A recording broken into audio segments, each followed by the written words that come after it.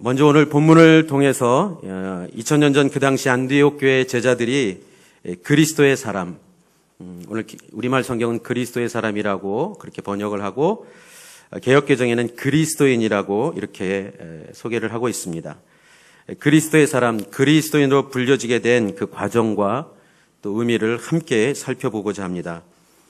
그리고 오늘날 우리가 우리 스스로 자기 자신에 대해 그리고 우리 다른 사람들이 서로에게 그리스도인이라고 부를 때 그 당시의 그리스도인과 오늘 우리가 부르는 그리스도인의 그 차이가 무엇인지 그것을 우리가 돌아보며 다시 한번 진정한 그리스도의 사람, 그리스도인의 의미를 회복하는 시간이 되기를 바랍니다. 첫 번째, 복음의 행진은 계속된다라는 것입니다. 복음은 고난, 핍박으로 인해서 현실이 어려울수록 움츠려드는 것 같은데 실상은 그 반대라는 것을 알 수 있습니다. 8장에 보면 예루살렘 교회가 핍박을 받자 유대와 사마리아로 성도들이 뿔뿔이 흩어졌다라고 그렇게 기록하고 있습니다. 사실은 핍박이 있었고 고난이 있었지만 뿔뿔이 흩어진 것이 복음이 확장되는 그러한 일이 되었다라는 것입니다. 그리고 빌립 같은 경우는 아프리카 내시를 만나죠.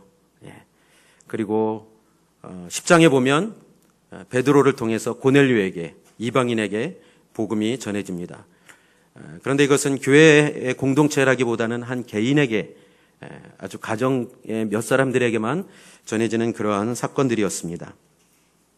오늘 19절은 다시 한번 그 스데반 집사의 일로 뿔뿔이 터진 예루살렘 교회 성도들이 유대와 사마리아뿐 아니라 페니키아, 키프로스 그리고 안디옥까지 가서 복음을 전했는데 누구에게만 복음을 전했냐면 유대인에게만, 유대 사람들에게만 복음을 전했다라고 기록을 하고 있습니다. 물론 그 당시 여러 가지 상황과 형편을 볼 때 유대인들에게만 복음을 전할 수밖에 없었던 이유는 분명히 있었을 것입니다. 그렇지만 아직은 특별히 예루살렘 교회는 예루살렘 교회에서 핍박으로 인해서 흩어졌던 성도들은 하나님께서 주신 그 복음, 그 예수 그리스도의 본질이 무엇인지를 아직은 다 깨닫지 못한 모습을 볼 수 있습니다. 그 당시 로마가 다스리던 각 지역에 사는 사람들의 구성을 보면 첫 번째 로마인이 가장 중심이 되죠. 그리고 헬라인, 그리고 유대인들이 있었습니다. 물론 어느 정도의 비율인지는 각 도시마다 다르지만 유대인들은 각 도시마다 있었습니다. 유대인들에게 복음을 전했다라는 것은 이렇게 볼 수 있는 것입니다. 복음이 편중됐다. 복음 전하는 것이, 말씀 전하는 것이, 예수 그리스도 전하는 것이 어떤 한 대상에게만 편중이 됐다라는 것입니다. 예수님의 복음은 모든 세상 사람들이 들어야 하는 것임에도 불구하고 유대인들에게만 복음을 전했다라고 기록을 합니다. 오늘날 세계 선교를 해야 된다라고 말하면 아직도 적지 않은 교회와 성도들이 이런 생각과 이런 마음을 갖고 이렇게 표현하기도 합니다. 아직 우리 대한민국에도 예수님 믿지 않는 사람들이 많은데 무슨 세계 선교냐, 먼저 대한민국 복음화부터 해야 되지 않느냐, 이런 말씀을 하시는 분들이 있습니다. 물론 그것은 옳은 말입니다. 아직 이 땅에도 복음을, 예수 그리스도를 믿지 않는 그러한 분들에게 당연히 복음을 전하고 전도를 해야 할 것입니다. 그렇지만 본문에 유대인들에게 복음을 전했다라는 것은 그런 편중된, 편협된 하나님의 뜻, 세계 선교를 향한 하나님의 마음이 무엇인지를 모르기 때문에 그렇게 얘기할 수 있는 것입니다. 여러분, 그 당시 예루살렘 교회 성도들이 하나님의 은혜를 몰랐겠습니까? 예수 그리스도의 그 십자가의 은혜를 몰랐겠습니까? 그 하나님의 사랑, 구원받은 것, 생명을 얻은 것, 그렇게 살아가는 그 은혜가 무엇인지를 그들이 몰랐겠습니까? 그들도 알았지만 아직은 열방을 향해서, 이방인을 향해서, 세계를 향해서 복음을 전해야 되는 그 하나님의 뜻, 하나님의 마음을 아직은 품지를 못하고 있었던 것입니다. 오늘의 교회는 세계 선교가 하나님의 뜻이라는 것을 분명히 믿기 때문에 여러분, 돈이 많아서, 사람이 많아서 세계 선교를 하는 것이 아니라 하나님의 뜻이고 하나님의 명령이고 그것은 하나님의 마음이고 교회를 세우신, 교회를 통한 하나님의 그 일이 무엇인지를, 사명이 무엇인지를 알기 때문에 세계 선교를 하는 것입니다. 교회가 시작되면서 가건물에서부터 시작하면서 그때부터 선교사님 후원하고 선교사님의 중보기도 하고 선교를 시작한 것입니다. 무엇이 다 갖추어져서 무슨 재정이 있어서 사람들이 있어서 시작한 것이 아니라 하나님의 뜻이기 때문에 일단 시작을 한 것입니다. 네. 벅차도록 한 것 같습니다. 저는 물론 처음부터 있지는 않았지만 경배와 찬양 사역을 하면서 거의 오늘의 교회 초기부터 오늘의 교회를 드나들었기 때문에 오늘의 교회가 어떤 교회인지를 누구보다 잘 압니다. 정말 벅차도록 했습니다. 세계 선교는 해도 되고 안 해도 되는 것이 아닙니다. 역설적으로 그렇게 하나님의 뜻대로 세계 선교를 하니까 놀라운 것은 하나님이 사람도 보내주시고 재정도 허락하신다라는 거예요. 우리 생각은 어떻습니까? 재정이 준비되고 사람이 준비되면 하겠다라는 생각을 논리적으로 이성적으로 합니다. 그렇지만 하나님의 뜻은 그것이 아니고 하나님의 그 뜻을 품고 순종하면 그 뜻대로 살아내기를 의탁하면 하나님이 일하신다는 것을 말씀하시는 것입니다. 우리는 우리의 힘으로 하려고 하는 그 생각을 늘 버리지 못해요. 이 정도 모아서 이 정도 되면 이 정도 규모로 할 것이다. 하나님을 제안하는 것이죠. 하나님이 어떤 분이신지를 믿고 하나님께서 그렇게 하시겠다라는 그 믿음을 가지고 그 세계 선교를 향해 헌신하면 하나님이 그 선교를 이루어 가신다는 것을 믿으시기 바랍니다. 두 번째, 복음 행진은 멈춰지지 않는 것뿐만 아니라 선교는, 세계 선교는 최선을 다해서 해야 한다는 것입니다. 20절부터 24절 함께 읽겠습니다. 시작. 그런데 그 가운데 키프로스와 구레네 출신인 몇 사람은 안디옥으로 들어가 그리스 사람들에게도 주 예수의 복음을 전하기 시작했습니다. 주의 손이 그들과 함께 하셔서 많은 수의 사람들이 믿고 주께 돌아왔습니다. 이 소식이 예루살렘에 있는 교회에 전해지자 그들은 바나바를 안디옥으로 보냈습니다. 바나바는 안디옥에 도착해 하나님의 은혜가 내린 것을 보고 기뻐하며 온 마음을 다해 주께 끝까지 충성하라고 그들 모두를 격려했습니다. 그는 착하고 성령과 믿음이 충만한 사람이었기 때문에 수많은 사람들이 주께 나오게 됐습니다. 아멘. 20절, 21절에 보면 키프로스, 구레네 출신, 즉 그리스 출신, 헬라인 출신 제자들이 다시 안디옥으로 가서 이번에는 누구에게 복음을 전했냐면 그리스 사람들, 이방인들, 헬레파 사람들에게 주 예수의 복음을 전했다는 것입니다. 그렇게 복음을 전했을 때 성경은 이렇게 기록합니다. 주의 손이, 즉 주의 능력이, 주의 도우심이 그들과 함께해서 수많은 그리스 사람들이 믿고 주님께 돌아왔다라는 것입니다. 할렐루야. 예. 네. 여러분, 지금 이 사람들은 이름이 기록되어 있지 않습니다. 우리가 보통 표현하듯이 무명에 흩어진 어떻게 해요? 성도들이었어요. 제자들이었어요. 그런데 놀라운 것은 그들이 가는 곳마다 어떻게 해요? 복음을 전했다라는 것이죠. 이제는 유대인들에게만 복음을 전하는 것이 아니라 그리스 사람들, 그 당시에 이방인들을 향해서 복음을 전했다라는 것입니다. 여러분, 제자의 정체성은 무엇입니까? 성도의 정체성은 무엇입니까? 복음을 증거하는 것입니다. 우리가 이 세상 살아가면서 일을 하고 필요한 것들을 구하고 우리들이 이 땅 살아가는 동안 여러 가지 많은 것들을 우리가 필요해서 구하지만 그럼에도 불구하고 우리가 해야 될, 잊어버리지 말아야 될, 반드시 해야 될 사명이 있다면 그것은 예수 그리스도 복음을 증거하는 것입니다.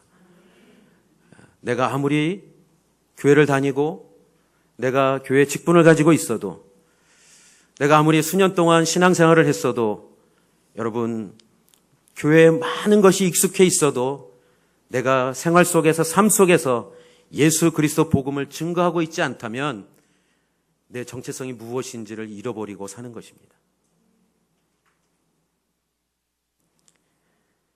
그들은 핍박과 고난 가운데 뿔뿔이 흩어졌지만 여러분, 그렇게 흩어져서 사는 것이 쉬웠을까요? 그렇지 않습니다. 저도 평택 내려와서 사니까 쉽지 않습니다. 네. 게다가 또 가족들이 다 함께 내려오지 못해서 저 혼자 원룸에서 사니까요, 쓸쓸합니다. 혼자 밥해 먹는 것도 같이 살 때는 그게 굉장히 쉬웠는데 혼자 있으니까 더 어렵더라고요. 여러분, 내가 익숙하지 않은 곳에서 생활하는 것, 익숙하지 않은 문화에 가서 사는 것, 여러분, 그것은 얼마나 힘든 것인지 모릅니다. 거기서 살아남기 위해서, 생존하기 위해서 사실은 치열하게 살았을 것입니다. 그런데 놀라운 것은 그들이 자기들의 정체성을 잊어버리지 않았다는 거예요. 힘들고 어려웠어도 그 현실에 적응하며 살기 위해서 애썼지만 중요한 것은 예수 그리스도 복음을 증거하는 그 자기의 정체성을 잊어버리지 않고 살았다는 것입니다. 그때 주님의 손이 그들과 함께 했다라는 거예요. 여러분, 주님의 은혜가, 주님의 능력이 함께하는 것은 여러분들이 세상 속에서 아무리 뛰어나게 일을 잘해도 그것으로 하나님께서 영광을 받고 여러분들 가운데 함께 하시는 것이 아니라 그리스도인으로서, 성도로서 제자의 삶을 살아갈 때 그때 하나님의 능력과 은혜가 나타나는 줄 믿습니다. 유대와 사마리아 그리고 땅끝을 향해 복음이 이게 진행되어지는 것을 우리는 보고 있는 것입니다. 그리고 22절을 보면 예루살렘 교회가 이제 안디옥 그 지역의 소식을 듣습니다. 이방인들이 예수님 믿고 주님께 돌아온다는 그 기쁜 소식, 안디옥의 그 소식을 듣고 누구를 보내냐 하면 바나바를 안디옥 교회로 파송합니다. 처음에는 베드로와 몇 사람을 파송했던 적이 있죠. 근데 이번에는 사도가 아니라 성도를 보냅니다. 바나바는 어떤 사람이라고 기록하고 있습니까? 24절 한 번 더 읽겠습니다. 시작. 그는 착하고 성령과 믿음이 충만한 사람이었기 때문에 수많은 사람들이 주께 나오게 됐습니다. 성경은 착한 사람이다.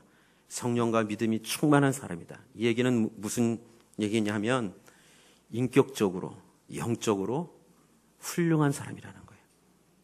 인격적으로, 영적으로 정말 균형을 잘 갖춘 그러한 사람이 바나바였다라고 말씀하고 있는 것입니다.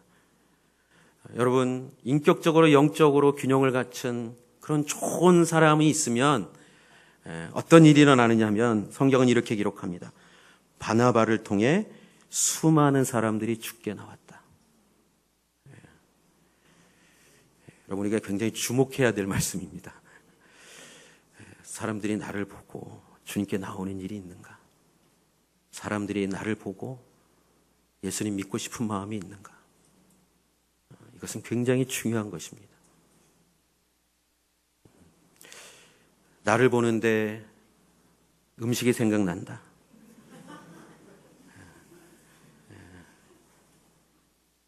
물론 그것도 괜찮습니다.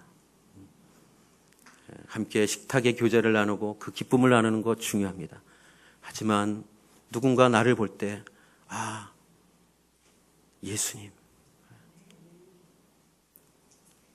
지금 이 안디옥 교회 사람들은 바나바를 보면서 그 예수님을 보는 것이죠. 그 은혜를 경험하는 거예요.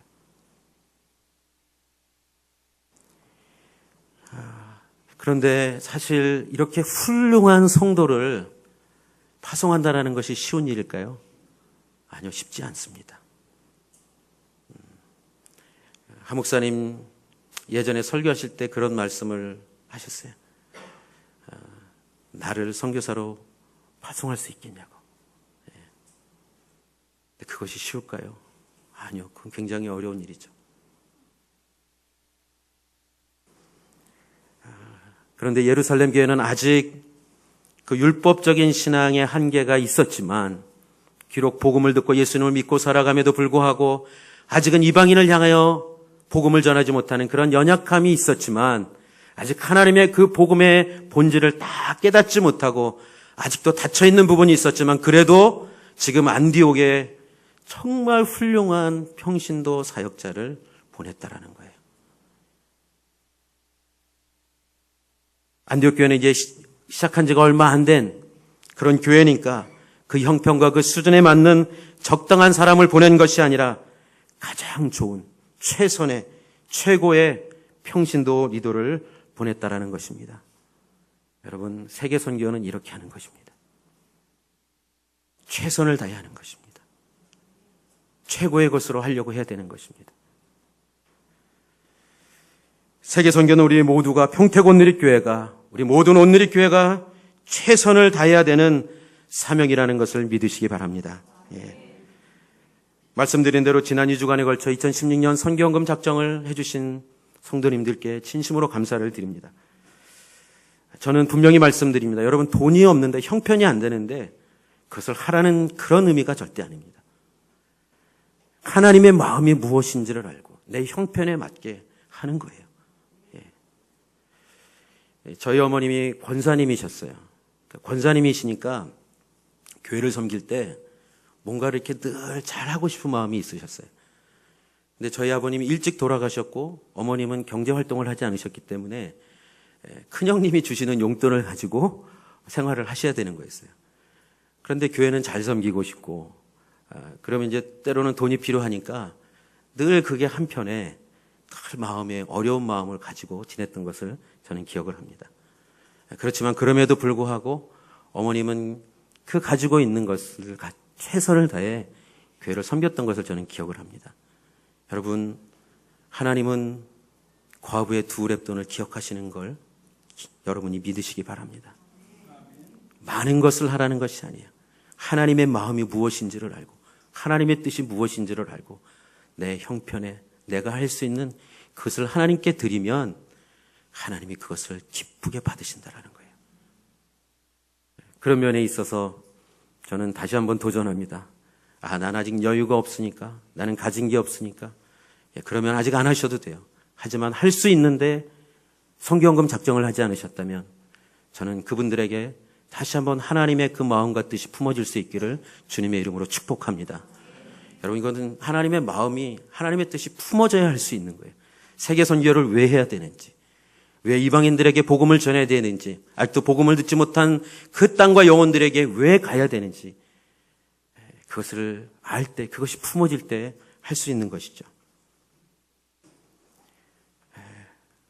여러분, 말씀드린 대로 지금 이 안디옥 지역에 사람들이 예수님 믿고 죽게 돌아오는 그런 역사들이 일어났을 때 바나바를 파송하고 그 바나바를 통해서 어떻게 이제 세계 선교, 이방 선교를 향한 그 전초기지, 그 시작이 되는지를 오늘 함께 보도록 하겠습니다. 안디옥 교회는 이방 선교의, 세계 선교의 시작이라는 것입니다. 앞에 말씀드린 것처럼 8장 이후 예루살렘 교회와 유대, 사마리아, 그리고 19절에 나오는 페니키아, 키프로스, 그리고 안디옥 지역에서의 복음 전도는 유대인 중심으로 이루어졌기 때문에 그 얘기는 뭐예요? 유대인 중심의 교회였습니다. 지금 저희가 물론 여기는 한국이기 때문에 여기 다 거의 대부분 한국 사람들만 앉아 있지만 그렇게 유대인들만 모이는 그런 유대인 중심의 교회. 그런데 안디옥 교회는 우리가 본 것처럼 그 가운데 키프로스와 구레네 출신 몇 사람이 안디옥에 다시 가서 그리스 사람들, 이방인들에게 복음을 전했습니다. 이 얘기는 뭐냐면 유대교적 그 배경이 없는 그 사람들에게 복음을 전한 것이죠. 이 얘기는 뭐냐면 이제 이방인 중심의 교회가 시작됐다라는 거예요. 여러분, 히브리 그 그리스도인들이, 성도들이 저희 나라 오면 저희들을 뭐라고 보는지 아십니까? 저희는 이방인들이에요. 저희는 늘 이방인이라는 생각을 해본 적이 없죠. 이렇게 대부분 보면 그냥 늘 처음 예수님 믿고 여기 신앙생활 잘하고 있으니까 이방인이라는 생각을 잘 안 갖는데, 유대인들은 저희를 보면 이방인들, 그냥 그렇게 자동적으로 생각하는 것이죠. 그런데 그 안디옥 교회는 이제 유대인 중심이 아니라 이방인 중심의 그 교회가 시작되었다. 안디옥 교회는 이방인 중심의 교회였다라는 것입니다. 이것은 앞으로 전개될 이방인 선교, 세계 선교의 중요한 시작을 의미하는 것입니다. 자, 그런데 이 안디옥 교회가 어떻게 든든하게 세워져 가는가? 첫 번째, 안디옥 교회는 아름다운 동역으로 세워졌다라는 것입니다. 말씀드린 대로 안디옥 교회 성도들이 그렇게 예수님을 믿고 공동체를 이루기 시작하자 바나바를 보냈죠. 그리고 바나바를 통해서 그 교회에 어떤 일이 일어났는지 23절을 보면 다시 한번 바나바는 안디옥에 도착해 하나님의 은혜가 내린 것을 보고 기뻐했고 온 마음을 다해 주께 끝까지 충성하라고 그들 모두를 격려했다. 그러니까 그 바나바를 통해서 어떻게 해요? 수많은 사람들이 죽게 나오게 됐다는 거예요. 여러분, 한 교회가 세워질 때 어떨 때는 리더를 보내서 시작하는 교회도 있죠. 그렇지만 지금 안디옥 교회는 어떻게 해요? 리더 없이 성도들이 예수님 믿고 시작된 공동체예요. 무명의 그리스도인들, 무명의 제자들이 모여서 시작한 교회라는 것입니다. 그 가운데 은혜가 있었고 기쁨이 있었어요. 그래서 바나바가 내려가서 보니까 하나님의 은혜가 내린 것을 보고 그 공동체 안에 정말 하나님의 은혜가 넘치는 것을 보고 어떻게 해요? 기뻐했다라는 거예요.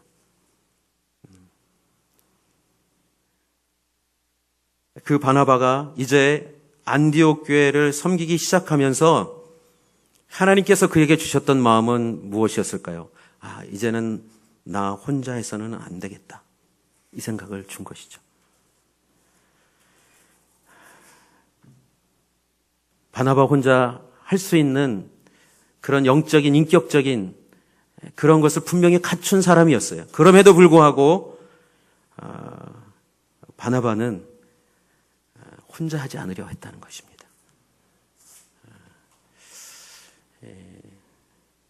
한국 사람들의 특성을 얘기할 때 꼭 하는 얘기가 있죠. 혼자 하면 잘하는데 함께 하면 잘 못한다. 오히려 성도님들이 고개를 많이 끄덕이시네요. 참 이상하죠? 어쩌면 우리 한국 사람들에게 주신 특징이기도 하겠지만 어쨌든 근데 교회 공동체는 그렇게 섬기는 것이 아니라는 거예요. 함께 섬기는 것. 바나바가 인격적으로 영적으로 정말 훌륭한 사람이었지만 오늘 성경에서 볼 수 있는 중요한 한 가지가 더 있다면 혼자 하지 않았다라는 것. 함께 하고자 했다라는 것. 바나바는 안디옥 교회가 복음으로 점점 부흥하자 함께 교회를 섬길 동역자를 찾습니다. 그리고 동역자를 데리러 어디까지 가냐면 다섯까지 갑니다. 먼 거리를 갑니다. 그리고 거기에 가서 지금 누구를 데리고 오냐면 사울을 데리고 옵니다. 사울을. 예수님 믿는 사람들을 핍박하고 옥에 가두고 그 스데반 집사의 죽음의 현장에 책임자였던, 그렇지만 그가 다메섹으로 가는 도중에 예수님을 만나고 변화되죠. 그 사울을 데리러 가는 거예요. 사도행전 9장 20절 이후를 보면 이렇습니다. 사울은 다메섹 도상에서 예수님을 만나고 회심한 후 다메섹에서 유대인들에게 복음을 증거합니다. 유대인들이 좋아했을까요? 아니요. 유대인들이 그래서 사울을 죽이려고 합니다. 그래서 거기 다메섹에 있던 그 형제들이, 예수 믿는 형제들이 어떻게 해요? 사울을 몰래 도망가게 합니다. 그래서 어디로 가죠? 예루살렘으로 갑니다. 예루살렘으로 가서 거기 예루살렘 교회가 있고 예수님 믿는 형제들, 자매들이 있으니까, 성도들이 있으니까 가서 교제하고 싶어서 막 갔어요. 근데 여러분, 사울이 어떤 사람이었어요? 교회를 핍박하고 성도들을 핍박하고 죽이고 옥에 가두는 그런 일을 했던 사람이라서 분명히 얘기는 들었지만 의심할 수밖에 없죠. 저거 혹시 가짜로 저러는 거 아니야? 그러니까 피합니다. 교제하고 싶은데 피해요. 여러분, 교제하고 싶은데 피하면 여러분은 어떨 것 같아요, 마음이? 나는 좀 교제하자고 서로 함께 좀 잘 지내자고 가는데 왜 그러세요? 이러면 그건 굉장히 힘든 거예요. 그때 사울을 변호했던 사람이 누구냐면 바나바였어요. 사울이 어떻게 예수님을 만났는지, 어떻게 변했는지. 그러니까 또 사울은 힘을 얻고 예루살렘에 있는 유대인들에게 또 복음을 전하기 시작합니다. 헬라파 유대인들에게. 그러니까 거기서 또 사울을 죽이려고 하는 모의가 시작돼요. 참 사울은 참 쉽지 않습니다. 그때 형제들이 이번에는 가이사라로 사울을 데려갔다가 지금 있었던 그 다소로 다시 데리고 갑니다. 그래서 거기에 꽤 오랫동안 머물고 있었던 것입니다. 그 사울을 데리러 바나바가 간 거예요. 그러니까 바나바는 사울을 알고 있었던 것이죠. 사울이 어떤 사람인지, 그가 어떻게 예수님을 만나고 변화되고 하나님이 그를 택한 이유가 무엇인지를 그는 알고 있었던 거예요. 근데 여러분, 동역이라는 것은 나보다 좀 못한 사람을 데리고 해야지 내가 좀 드러나는 거예요, 사실은. 그죠? 여러분, 저보다 키가 작은 사람, 키가 큰 사람 둘 중에 제가 좀 커 보이려면 누구를 선택해야 될까요? 제가 한 162 정도 되는데, 한 150 정도 되는 사람이 하고 있어야지 내가 커 보이는 것이죠. 한 180, 190 되는 사람하고 서 있으면 저는 더 작아 보이는 거잖아요. 근데 동역은 나보다 큰 사람을, 나보다 능력과 믿음과 실력과 그 모든 것이 더 뛰어난 사람을 선택하는 것이 동역입니다. 근데 이것은 결코 쉽지 않습니다. 저는 오늘의 교회가 얼마나 좋은 교회냐면 하 목사님은 그런 것에 갈등하지 않으셨어요. 교회와 성도를 위해서, 하나님 나라를 위해서, 복음을 위해서, 세계 선교를 위해서 하나님이 동역할 좋은 분을 보내주셨다면 그분이 어떤 분이냐에 상관없이 하 목사님보다 더 뛰어나고 더 훌륭한 분이라 할지라도 갈등 없이 세우셨습니다. 그게 오늘의 교회 주신 축복이에요. 동역의 축복이에요. 여러분, 교회 안에서 동역할 때 나보다 더 나은 사람, 나보다 더 훌륭한 사람과 함께 하고자 하는 그 마음이 있을 때 진정한 동역을 할 수 있는 것입니다. 내가 주도권을 갖고 있지 않아도 돼요. 내가 무엇인가 더 많은 것을 갖고 있지 않아도 됩니다. 동역은 그렇게 하나님의 마음이 품어질 때, 다른 사람을 나보다 낮게 여길 때, 그때 진정한 동역을 할 수 있는 것입니다. 여러분, 안디옥 교회가 받은 축복이 그거예요. 바나바가 사울을 데리고 와서 어떻게 해요? 1년 내내 안디옥 교회 성도들을 가르칩니다. 1년 내내. 그 표현이 좀 재밌지 않아요? 1년 내내 그곳에 머물면서 어디 가지 않고, 저도 어디 갈 데도 없고 오라는 데도 없고, 평택 온누리교회를 제가 하여튼 1년 동안은 하여튼 여기서 그냥 그렇게 1년 내내, 그 후에 또 어떤 일을 할지는 그 다음, 우리 성도님들이 주님 안에서 든든히 서갈 수 있도록 그렇게 섬길 것입니다. 바나바와 바울이 그렇게 가르쳤어요. 그러면서 오늘 우리가 보았던 처음으로 예수님 믿고 따랐던 그 제자들, 때로는 성도들이라고 표현하고 줄을 쫓는 무리들이라고 표현하기도 하고 다양한 성경의 표현이 있었지만 오늘 처음으로 이 안디옥 교회에서 어떻게 해요? 스스로가 아니라 다른 사람들이, 이방인들이, 예수님을 믿지 않는 사람들이 이들을 향해서 그리스도인이라고 그렇게 불렀다라는 것입니다. 23절 다시 한번 읽어보면 바나바가 했던 것을 우리는 다시 한번 주목해 볼 필요가 있습니다. 온 마음을 다해 주께 끝까지 충성하라고 그들 모두를 격려했다. 그리고 나서 안디옥에서 제자들은 처음으로 그리스도의 사람이라고 불리게 됐다. 이렇게 기록합니다. 그리스도의 사람, 그리스도인은 헬라어로 크리스티아노스입니다. 원래 라틴어 크리스티아누스에서 유래된 것인데요. 헷갈리시죠? 네. 크리스티아누스의 어미 끝에 아누스라는 것은 이런 뜻입니다. 한 집단에 속한 충성스러운 사람들에게 사용된 표현입니다. 예를 들어서 헤롯 땅, 헤로디아는 헤롯과의 추종자들을 가리키는 것이고, 가이사, 가에사리아니는 가이사의 군대를 가리키는 것입니다. 이렇게 볼 때 그리스도의 사람, 그리스도인이란 명칭은 기독교가 이제 유대교의 한 분파가 아니라 문자 그대로 그리스도를 쫓는 사람들이라는 그런 의미인 것입니다.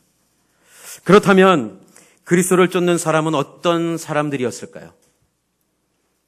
안디옥은 그 당시 로마, 알렉산드리아 다음으로 로마에서 세 번째로 큰 도시였습니다. 그 당시 50만의 인구가 있었다고 합니다.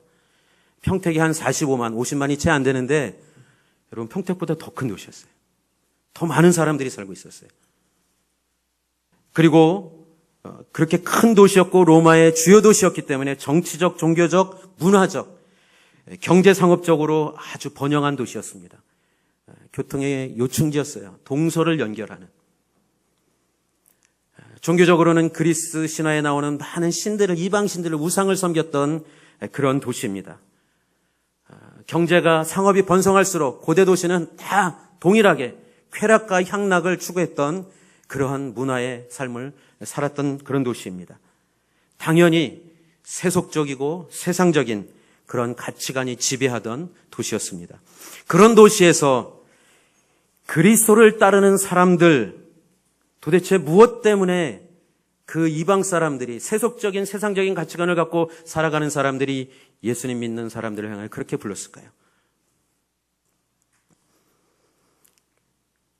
한 안디옥 사람이 다른 안디옥 사람에게 이 사람들은 누군가라고 물었을 때 이 사람들은 늘 그리스도에 대해 말하고 있는 그리스도의 사람들, 그리스도인들이야, 이렇게 말했다라는 것이죠. 여러분, 이것은 무슨 말이냐면 대화의 중심, 생활의 중심, 삶의 중심이 예수 그리스도라는 것입니다. 모든 가치관의 중심에 예수 그리스도, 그 말씀을 따르는 그 사람들이라는 것을 얘기하는 것입니다. 여러분, 로마서 12장 1절 2절 함께 보겠습니다. 로마서 12장 1절 2절 시작. 그러므로 형제들이여, 내가 하나님의 자비하심으로 여러분에게 권합니다. 여러분의 몸을 하나님께서 기뻐하시는 거룩한 산제물로 드리십시오. 이것이 여러분이 드릴 영적 예배입니다. 여러분은 이 세대를 본받지 말고 오직 마음을 새롭게 함으로 변화를 받아 하나님의 선하시고 기뻐하시고 온전하신 뜻이 무엇인지 분별하도록 하십시오.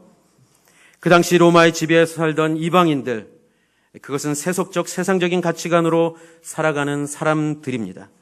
그런 사람들이 세대를 본받지 않고, 그 당시에 그 세대를 본받지 않고 예수님이 살았던 대로 살려고 했기 때문에 붙여진 이름인 것이죠. 여러분 기억하십시오. 도덕적으로, 윤리적으로 탁월해서 붙여진 이름이 아닙니다. 여러분, 신앙은 도덕과 윤리 이상이라는 것을 기억하시기 바랍니다. 물론 도덕적으로, 윤리적으로 이런 깨끗하게 살아야 합니다. 하지만 그것이 우리의 정체성은 아닙니다. 예수님을 믿기 때문에 도덕적이어야 되고 예수님을 믿기 때문에 윤리적이어야 하는 것이지, 윤리적인 것이 곧 그리스도인이 될 수는 없는 거예요. 세상은 끊임없이 그렇게 우리에게 요구하죠. 좀 도덕적이 되라, 윤리적이 되라. 아니, 그것이 우리의 정체성이 아닙니다. 예수님이 우리 안에, 내 안에, 내 삶에, 내 가치관에 중심이 될 때, 그때 진정한 그리스도인으로 살아갈 수 있는 것입니다. 여러분, 우리가 단지 예수님을 믿는 것이 조금 더 안 믿는 사람들보다 좀 더 잘 되고 좀 더 행복하고 하는 일마다 성공하고, 예수님 안 믿는 사람들마다, 안 믿는 사람들보다 좀 더 유명해지고, 그래서 나는 예수님 믿기 때문에 이런 일도 할 수 있고 이런 높은 자리에 올라갔고, 여러분 그것을 얘기하는 것이 복음이 아닙니다. 여러분, 복음에 대해서 오해하지 마십시오. 지금 이 그리스도인이라고 불렸다라는 것은 예수님처럼 죽겠다라는 의미가 있는 것입니다. 십자가를 지겠다라는 의미가 있는 것입니다. 우리가 예수님 믿고 더 잘 살고 더 잘 행복한 그러한 것이 우리의 목적이 아니라 예수님처럼 살겠다고, 예수님을 따르겠다고 결정했기 때문에 그 당시에 살았던 사람들의 가치관과는 정반대의 삶을 선택했기 때문에, 그래서 이 세상 사람들은 그 예수님 믿고 예수님을 따르는 사람들을 향하여 저 사람들은 그리스도인이다, 예수님을 따르는 사람들이다, 예수님의 사람들이라고 얘기했다라는 것입니다. 여러분, 우리는 이 그리스도인 예수를 따르는 사람들, 예수 그리스도의 사람이라는 이 정체성을 회복하지 않으면 우리의 삶이 이 땅 살아가는 동안 정말 하나님께서 우리에게 주신 그 은혜가 무엇인지를 누리기는 어렵습니다. 여러분, 슬픔이 있어도, 고통이 있어도, 고난이 있어도 그리스도인은 그것 때문에 좌절하거나 멈출 수 없다라는 거예요. 여러분, 그 당시에 예수님 믿는다라는 것은 정치적으로, 종교적으로 아무런 보호를 받을 수 없다라는 거예요. 유대인들은 그래도 유대교는 합법적으로 보호를 받았습니다. 종교적으로, 정치적으로. 물론 핍박을 받았을 때도 있었지만, 그렇지만 예수님 믿는 것, 예수님을 따르는 것은 그 아무 것으로부터도 보호를 받을 수 없다라는 것이었어요. 그런데도 불구하고 그들이 선택했던 길, 나는 예수님을 따르겠습니다. 예수님처럼 살겠습니다. 내가 죽는다 할지라도 예수님을 따르는, 예수님의 말씀대로 살아가는 것을 포기하지 않겠습니다. 그때 그리스도인이라는 그 이름을 그들이 얻었다라는 것입니다. 오늘날 우리가 얘기하는 그리스도인과 그 당시에 그리스도인은 어떤 차이가 있을까요?